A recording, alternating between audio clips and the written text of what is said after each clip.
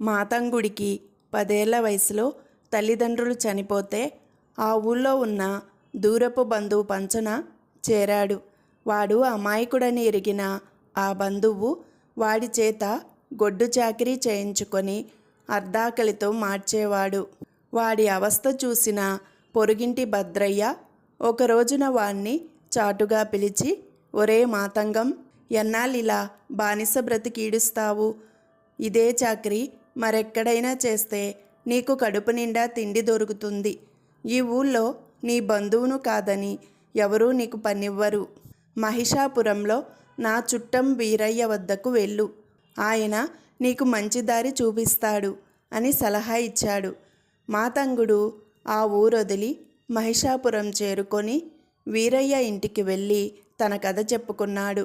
వీరయ్య వాడితో, నేను అంతగా ఉన్నవాణ్ణి కాను, కానీ మా భద్రయ్య పంపాడు కాబట్టి నిన్ను ఇంట్లో ఉంచుకొని కడుపు నిండా తిండి పెడతాను. రోజూ నేనెక్కడ పని చేయమంటే అక్కడ పని చేయాలి, ఎవరినీ డబ్బడకూడదు అన్నాడు. మాతంగుడు అమాయకంగా తలాడించి వీరయ్య చెప్పిన దానికి సరేనన్నాడు. వీరయ్య మాతంగుణ్ణి ఊళ్ళో కొందరిళ్లకు పంపి పనులు చేయించి ప్రతిఫలంగా డబ్బు తీసుకునేవాడు. మాతంగుడికి రోజు తిండి పెట్టేవాడే తప్ప దమ్మిడి కూడా ఇచ్చేవాడు కాదు. వీరయ్య తన చేత పని చేయించి డబ్బు సంపాదిస్తున్నాడని తెలియని మాతంగుడు సొంత ఊళ్ళోనే బంధువు దగ్గర కంటే ఇక్కడే బాగున్నదని సంతోషించాడు. అలా కొన్నాళ్ళు గడిచాయి. ఒక రోజున నిద్రలేచేసరికి మాతంగుడికి ఒళ్ళంతా నొప్పులుగా అనిపించింది. వీరయ్యకు చెబితే, అలాగని పని ఎగవేస్తానంటే కుదరదు, నువ్వు పని చేస్తేనే నీకు నేను తిండి పెడతాను అన్నాడు.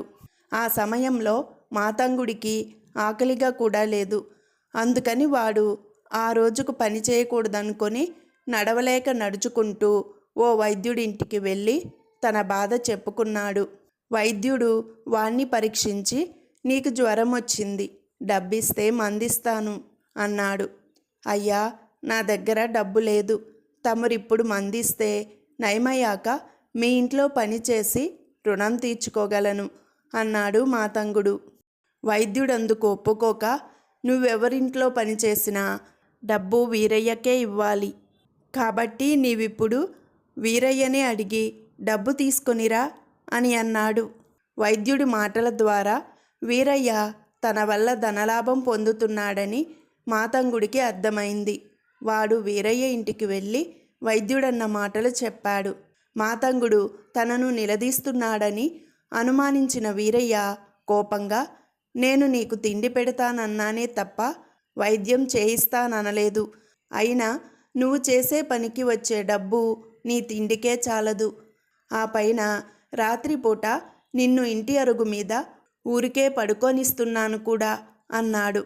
ఇప్పుడు నాకు జ్వరం వచ్చింది, ముందు నాకు వైద్యానికి డబ్బివ్వండి, ఆ తరువాత మీరెలా చెబితే అలా నడుచుకుంటానంటూ మాతంగుడు వీరయ్యను బ్రతిమాలాడు. కానీ వీరయ్య ఏమాత్రం చలించక, ఏదో పేదవాడివని జాలిపడి చేరదీశాను తప్ప నా వద్ద డబ్బేమీ మూలిగిపోవడం లేదు, ఊరికే ఎవరైనా సాయపడతారేమో, వెళ్ళి నీ ప్రయత్నం నువ్వు చేసుకో అంటూ విసుక్కున్నాడు. మాతంగుడు తను పనిచేసిన ఇంకో ఇంటికి వెళ్ళి డబ్బడిగితే ఒక్కరూ ఇవ్వలేదు.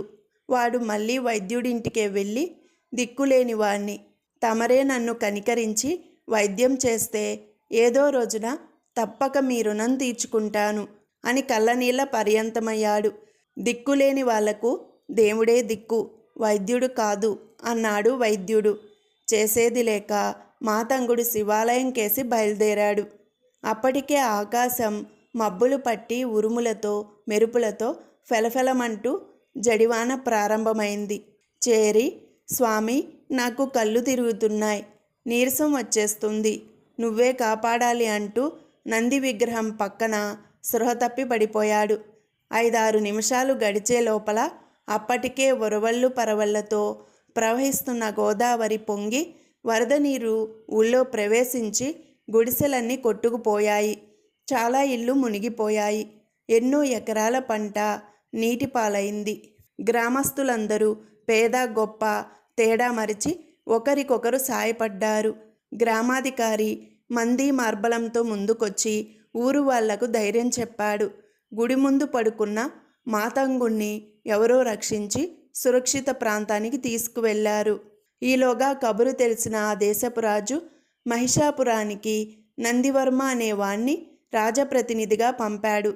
ఆయన ఆధ్వర్యంలో ఏర్పడిన పునరావాస కేంద్రాలలో నిరాశ్రయులందరూ తలదాచుకున్నారు. వరద బాధితులకు ఆహారం, బట్టలు, వైద్య సహాయం ఉచితంగా లభించాయి. మాతంగుడికి డబ్బివ్వకుండానే వైద్యం జరిగింది. పని చేయకుండానే తిండి దొరికింది. అంతేకాదు, వరదలో అనాథలైన పసివారిని విద్యాభ్యాసానికై గురుకులాలకు పంపే ఏర్పాటు కూడా జరగడంతో వాడి ఆనందానికి అంతులేదు. పరమశివుడు తన మొరవిని తన దూతను మహిషాపురానికి పంపాడనుకొని వాడు నందివర్మను దర్శించి కాళ్లకు మొక్కి, అయ్యా, తమరు కైలాసానికి తిరిగి వెళ్ళినప్పుడు పరమశివుడికి నా కృతజ్ఞతలు తెలపండి అన్నాడు. ఆ మాటలు అర్థం కాని నందివర్మ మాతంగుణ్ణి అడిగి వివరాలు తెలుసుకొని, ఓయి, నేను శివదూతను కాను. నీ వంటి అనాథులకు, అసహాయులకు సాయపడమని మన దేశపు రాజు పంపగా వచ్చిన రాజప్రతినిధిని. మన రాజు మా మంచివాడు. ఆయన చల్లగా ఉంటే నీబోటి వాళ్లకు మేలు జరుగుతుంది. నీవు పరమశివుణ్ణి నమ్మేవాడివైతే మన రాజుకు ఆయురారోగ్య ఐశ్వర్యాల నిమ్మని ఆ దేవదేవుణ్ణి ప్రార్థించు అన్నాడు. వెంటనే మాతంగుడు రెండు చేతులు జోడించి కళ్ళు మూసుకొని, దేవదేవా, నేనెక్కడి నుంచే నీకు నా ప్రార్థన వినిపిస్తున్నాను. ఈ దేశపు రాజు మా మంచివాడు. ఆయన్ను చల్లగా చూడు. ఆయన మా బోటి వాళ్లకు సాయపడేందుకుగాను ప్రతి ఊరుకు, పట్టణానికి గంగమ్మను పంపి వరదల్లో ముంచెత్తు అన్నాడు గట్టిగా. అది విని నందివర్మ కోపంగా, మూర్ఖుడా, దేశానికి వరదలు రావాలంటావా? అదేం ప్రార్థన అంటూ గద్దించాడు. మాతంగుడు అమాయకంగా, అయ్యా, నేను జ్వరంతో బాధపడుతుంటే వైద్యుడితో సహా ఊళ్ళో ఎవ్వరూ నన్ను పట్టించుకోలేదు. వరద రాకపోతే నేను జ్వరంతో చచ్చిపోయేవాణ్ణేమో కూడా. కూడు గుడ్డ నీడ లేని పేదవాళ్లకు వరదల్లో పోయేదేమీ ఉండదు. రాజుగారిచ్చేదంతా మాకు లాభమే కదా. లాభం కోసం దేవుణ్ణి ప్రార్థిస్తే తప్ప అన్నాడు.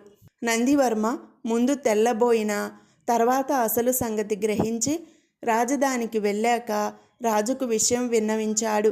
అది విన్న రాజు వరదల్లాంటి ఉత్పాతాలు వచ్చినప్పుడే కాక అన్ని వేళలా పేదలకు సాయపడే పథకాలను రూపొందించి అమలుపరిచాడు. మాతంగుడు అమాయకత కొద్దీ చేసిన ప్రార్థన పుణ్యమా అని ఆ తరువాత వచ్చిన పథకాల ఫలితంగా దేశ ప్రజలు సుఖ సంతోషాలతో జీవించారు.